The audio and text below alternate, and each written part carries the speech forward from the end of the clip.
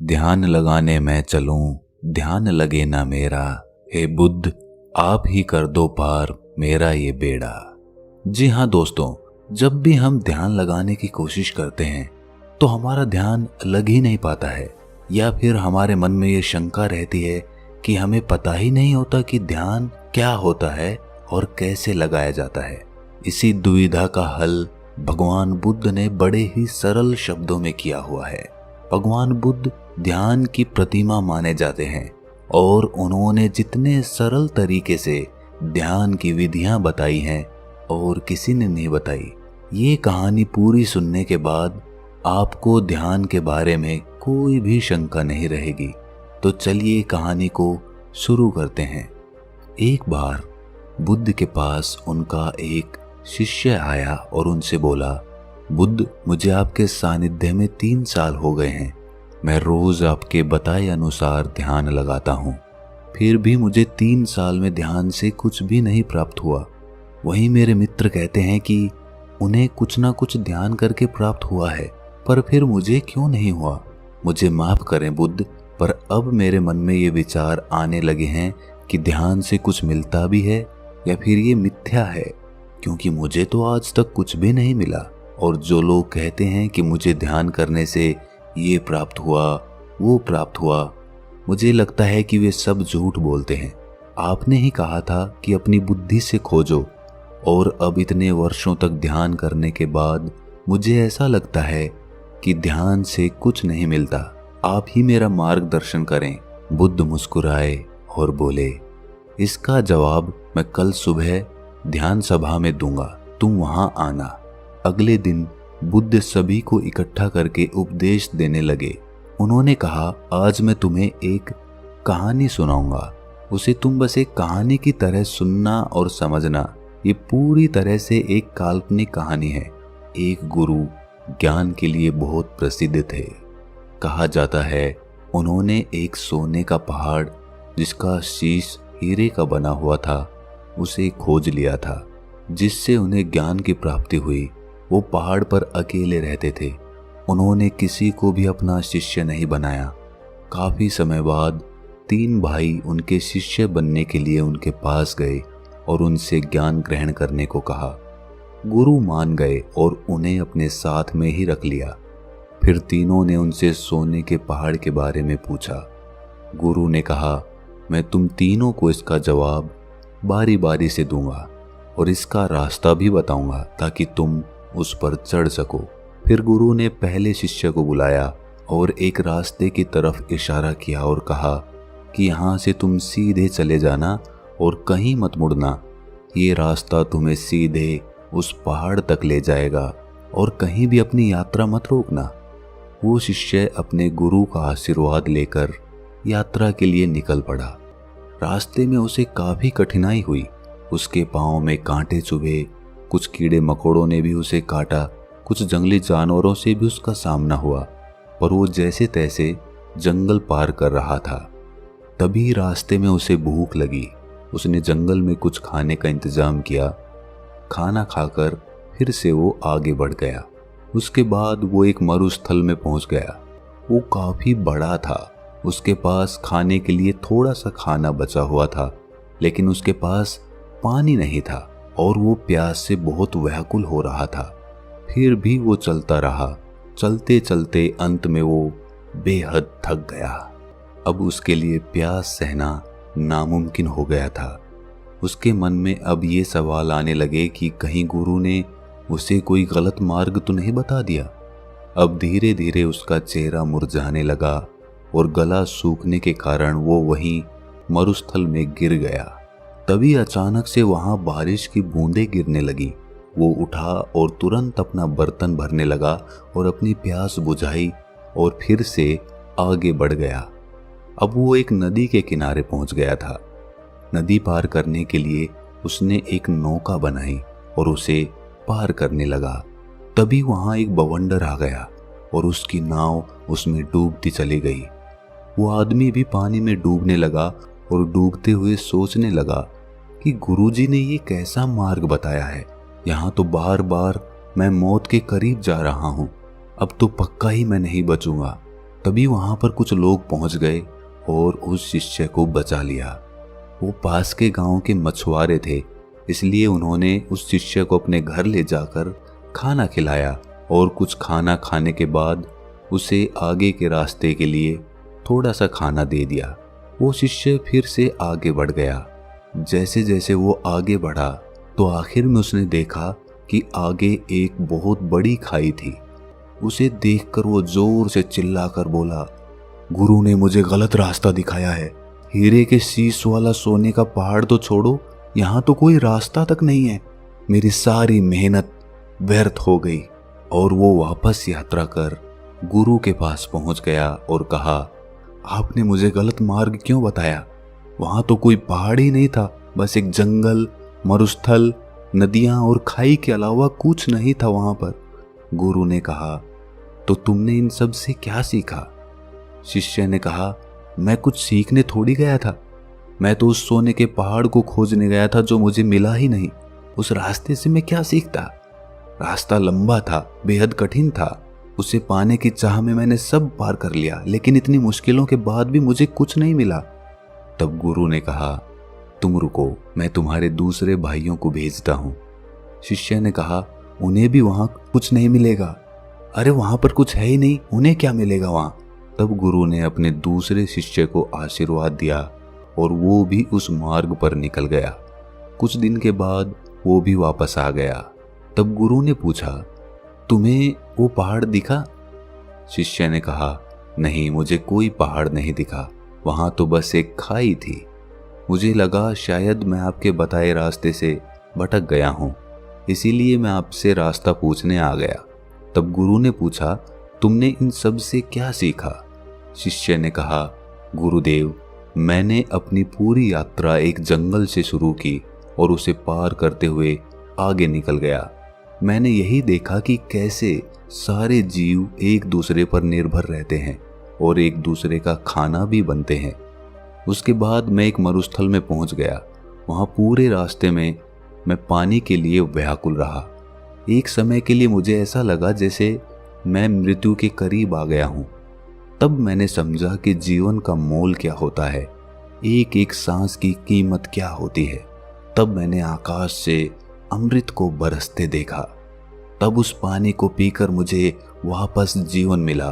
वो पानी बेहद मीठा था। तब मुझे एहसास हुआ कि पानी ही असली अमृत होता है। उसके बाद मैं एक नदी के पास पहुंचा। वो बेहद सुंदर थी। उसका पानी बहुत बहुत साफ था। वहां पर बने बांस के पेड़ों को काटकर मैंने एक नौका बनाई, जिसके द्वारा मैं उस नदी को पार कर रहा था। तभी वहां पर एक बवंडर आ गया। मैं डूबने लगा। तब मुझे कुछ मछुआरों ने वहां पर बचा लिया। तब मुझे एहसास हुआ कि मुसीबत के सामने हम हमेशा चाहते हैं कि कोई हमारी मदद करे, लेकिन हम कभी किसी की मदद नहीं करते। उसके बाद उन मछुआरों ने मुझे अपने घर ले जाकर भोजन कराया। वहां मैंने देखा कि कैसे लोग भूख के मारे तड़प रहे हैं, एक बेहतर जीवन के लिए तरस रहे हैं। कोई बीमार है तो किसी का इलाज चल रहा है। कोई पत्नी अपने पति के वियोग में रो रही है। मुझे जड़ी बूटियों का थोड़ा ज्ञान था, जिसके कारण मैंने वहां एक बीमार बच्चे का इलाज किया और उसे ठीक कर दिया। तब मुझे महसूस हुआ कि दूसरों की मदद करने पर कितना सुकून मिलता है। उन मछुआरों के पास खुद के लिए खाना नहीं था, फिर भी उन्होंने मुझे भोजन कराया और रास्ते के लिए भोजन भी दिया, जिसे लेकर मैं आगे की यात्रा पर निकल गया। उसके बाद आगे मैं एक खाई के पास पहुंच गया। वो मुझे एकदम शांत लगी। वहां किसी की आवाज सुनाई नहीं दे रही थी, बस मैं अपनी सांसों को सुन रहा था। उस समय मुझे लगा कि मैं आपके बताए रास्ते से भटक गया हूं, क्योंकि वहां कोई भी सोने की चट्टान नहीं थी। तब मैं वापस आपके पास आया, दोबारा से सही मार्ग पूछने के लिए। शिष्य ने कहा, हे गुरुदेव, क्या मैं गलत मार्ग पर चला गया था? गुरु ने कहा, नहीं, तुम बिल्कुल सही मार्ग पर गए थे और जल्द ही तुम्हें वो पहाड़ भी मिल जाएगा। तब गुरु ने अपने तीसरे शिष्य से पूछा, क्या तुम भी पहाड़ खोजना चाहते हो? तब शिष्य ने कहा, गुरुदेव, मुझे उस रास्ते पर पहाड़ मिलेगा या नहीं ये तो मैं नहीं जानता, लेकिन मेरे शिष्य भाइयों ने जो वहाँ के बारे में बताया है मैं उसे जानना चाहता हूँ। तब तीसरा शिष्य गुरु का आशीर्वाद लेकर यात्रा पर निकल पड़ा। कुछ दिन बाद वो शिष्य वापस आया। गुरु उसे देखकर समझ गए थे कि उसे वो पहाड़ मिल गया है। उसके चेहरे पर अलग ही चमक थी, वो काफी शांत था। शिष्य ने गुरु को प्रणाम करते हुए कहा, हे गुरुदेव, आपने जो मार्ग दिखाया उसका मैं बहुत आभारी हूँ। मुझे वो सोने का पहाड़ मिल गया है जिसका शीश हीरे का बना हुआ है। ये सुनकर बाकी दोनों शिष्य बोले, क्या तुम्हें वो खाई मिली? तीसरे शिष्य ने कहा, हाँ, मुझे मिली थी। मैंने भी वो सब अनुभव किया जो तुमने किया था। आखिर में मुझे वो खाई मिली जहां अपार शांति थी। इतनी शांति मुझे कहीं नहीं मिली। मुझे पता था मैं सही मार्ग पर हूँ। पहाड़ यही है। उसे ढूंढने के लिए मैंने खाई में कदम बढ़ा दिया। उस समय मेरे मन में भी बहुत सी आशंकाएं थीं, लेकिन मैंने 2 बार मृत्यु को करीब से देख लिया था, इसलिए मुझे उसका भय नहीं था। अब मुझे बस वो पहाड़ ढूंढना था और मैंने अपना कदम उस तरफ बढ़ा दिया। जब मैं आगे बढ़ा तब मैंने देखा कि मैं खाई में गिरने की जगह हवा में उड़ रहा हूँ और इसी तरह मैं उस खाई पर आगे बढ़ता चला गया और मैंने वो खाई पार कर ली। जब मैं आगे पहुंचा तो वहाँ काफी अंधेरा था, बिल्कुल भी रोशनी नहीं थी। उसके बाद जब मैं और आगे बढ़ा तब देखा कि आगे अथाह रोशनी है। वो रोशनी इतनी थी कि मुझे उसमें कुछ भी दिखाई नहीं दिया।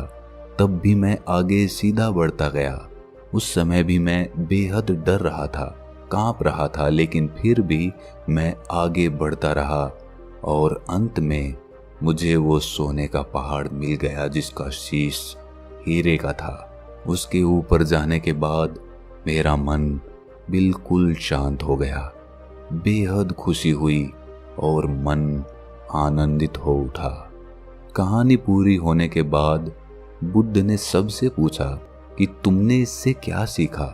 तब बुद्ध के शिष्य उनके सामने हाथ जोड़कर खड़े हो गए और कहा कि हे बुद्ध, उन तीनों शिष्यों के गुरु ने जो रास्ता उन्हें दिखाया था वो रास्ता उनके अंतर्मन का था।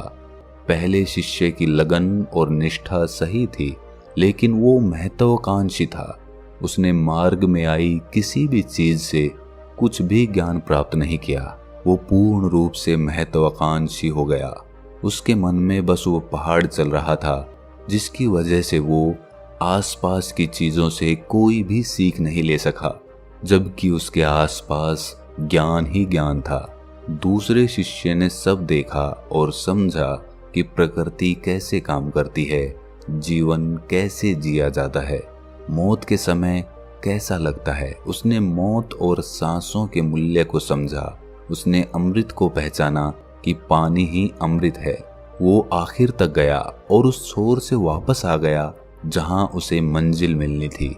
वो उस खाई को देखकर घबरा गया जिसकी अथाह शांति उसको पसंद आई थी, लेकिन वो ये नहीं समझ पाया कि वही उसका रास्ता है और वो उसे गलत मार्ग समझकर गुरु के पास वापस लौट आया।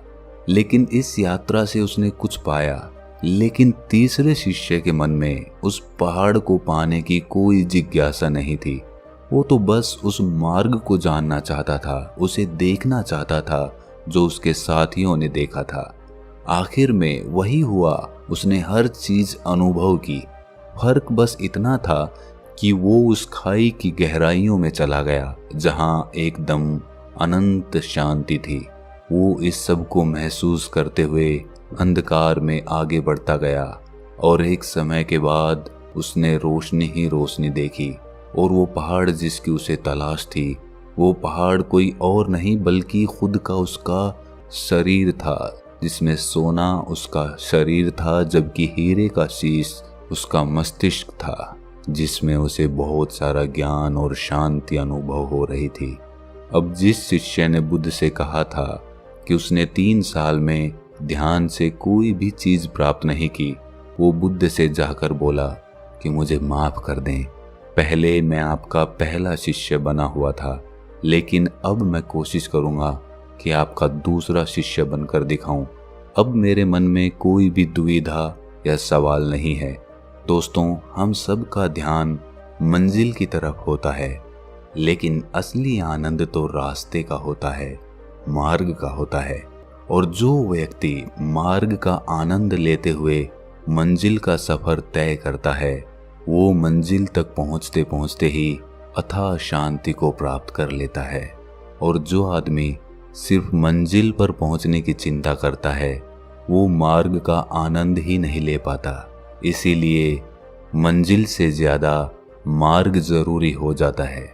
अगर आपको ये कहानी थोड़ी सी भी ज्ञानवर्धक लगी तो इसे अपने सगे संबंधियों और दोस्तों के साथ शेयर ज़रूर करें, और ऐसी ही ज्ञानवर्धक कहानियाँ सुनने के लिए हमारे चैनल को सब्सक्राइब कर लें और इस वीडियो को लाइक ज़रूर कर दें।